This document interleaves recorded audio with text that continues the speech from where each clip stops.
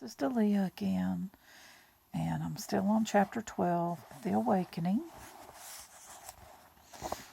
And they're discussing things at the haunted house.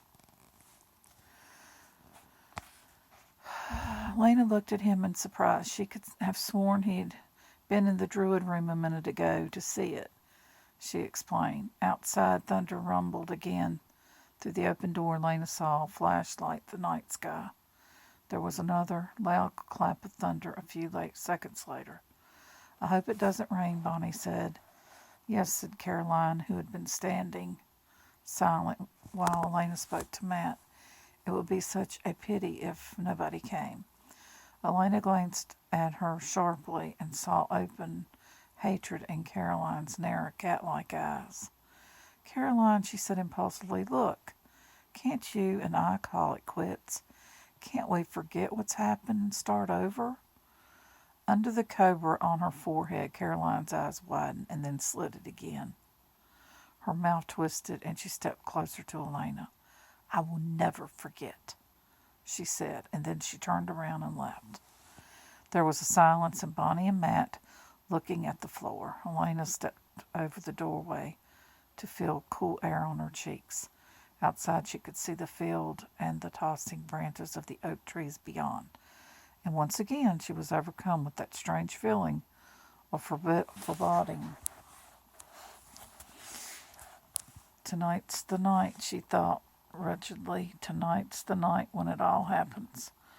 But what it was, she had no idea. A voice sounded through the transformed gym. "All right, they're about to let the line in from the parking lot.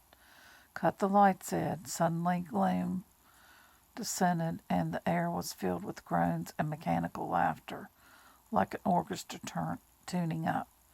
Elena sighed and turned. "Better get ready to start herding them through," she told Bonnie quietly. Bonnie nodded and disappeared into the darkness. Matt had donned his werewolf head and was turning on a tape deck that added eerie music to the cacophony. I don't know what that means. Stefan came around the corner, his hair and clothing melting into the darkness. Only his white shirt front showed up clearly. "Everything worked out with Tanner," he said. "Is there anything else I can do?" "Well, you work here with Matt, bringing people in." Elena's voice trailed off. Matt was bent over the tape deck, minutely adjusting the volume, not looking up. Elena looked at Stefan and saw his face was tight and blank. "Or you could go into the boys' locker room and be in charge of coffee and things for the workers," she finished tiredly. "I'll go to the locker room," he said, and he turned away. She noticed a slight faltering in his step.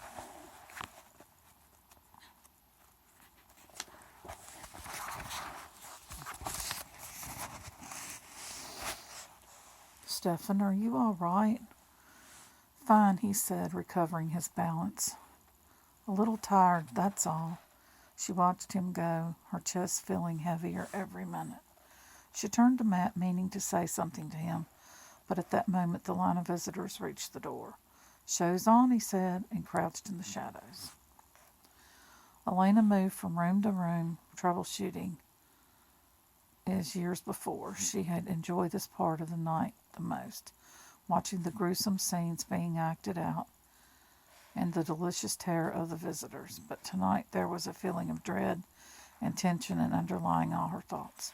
"Tonight's the night," she thought again, and the ice in her chest seemed to thicken. A grim reaper, or at least that was what she supposed the hooded figure in black robes was, passing by her, and she found herself absent-mindedly trying to remember if she had seen it at any of the Halloween parties.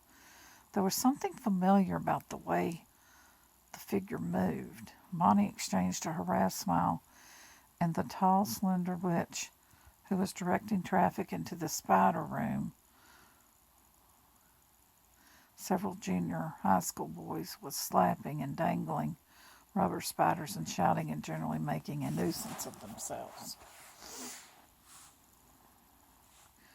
Bonnie hustled them on into the Druid room. Here the strobe lights gave the scene of the dreamlike quality. Bonnie felt a grim triumph to see Mr. Tanner stretched out on the stone altar, his white robes heavily stained with blood, and his eyes glaring at the ceiling. "Cool!" shouted one of the boys, racing up to the altar. Bonnie stood back and grinned, waiting for the bloody sacrifice to rear up and scare the wits out of the kid.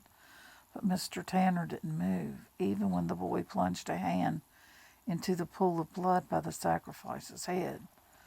"That's strange," Bonnie thought, hurrying up to prevent the kid from grabbing the sacrificial knife. "Don't do that," she snapped.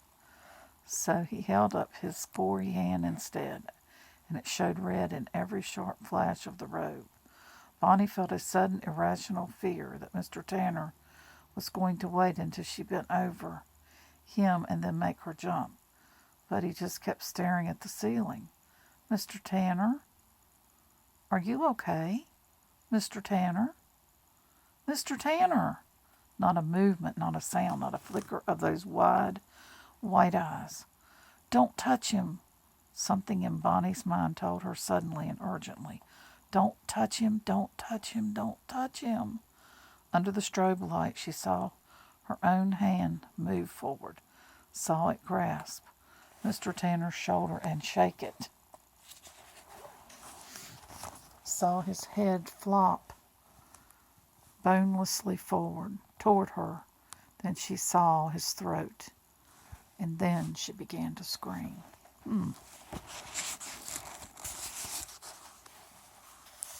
So, he's dead. Okay. So I'll go to the next part coming up.